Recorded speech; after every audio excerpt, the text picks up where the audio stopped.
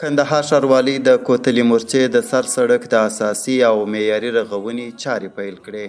کندهار ښاروالۍ د خپلو پراخو انکشافي فعالیتونو په دوام دا ځل د یو ډیر مهم سړک د اساسي او معیاري رغولو چارې پیل کړې دي.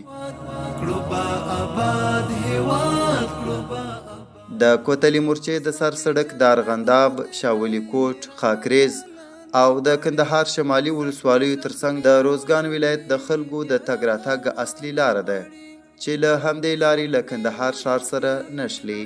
دغه سړک چې پخوا ډیر خراب و، اوس د ښاروالۍ له لوري د 600 متره په اوږدوالي او 9 متره پلنوالي سره د 8.5 میلیونه افغانیو په لګښت رغول کیږي. په دې سړک کې موږ د سبریټ طبقه، د سبریز طبقه، د بیسکور طبقه او 2 طبقې د اسفالټو یا د ډمبرو چې یو د ویرینګ طبقه ده، بل د باینډر طبقه ده، پر دغه سړک باندې به اساسي شکل سره جوړوو.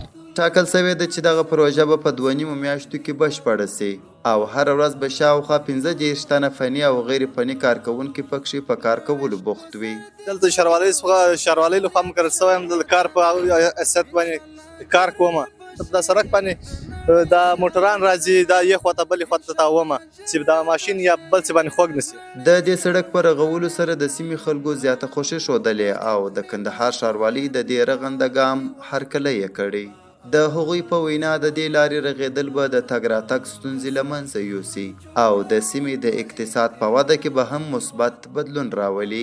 موټران نشوای سره تېرېدلی، دغونه تنګ دي، دغونه خراب دي.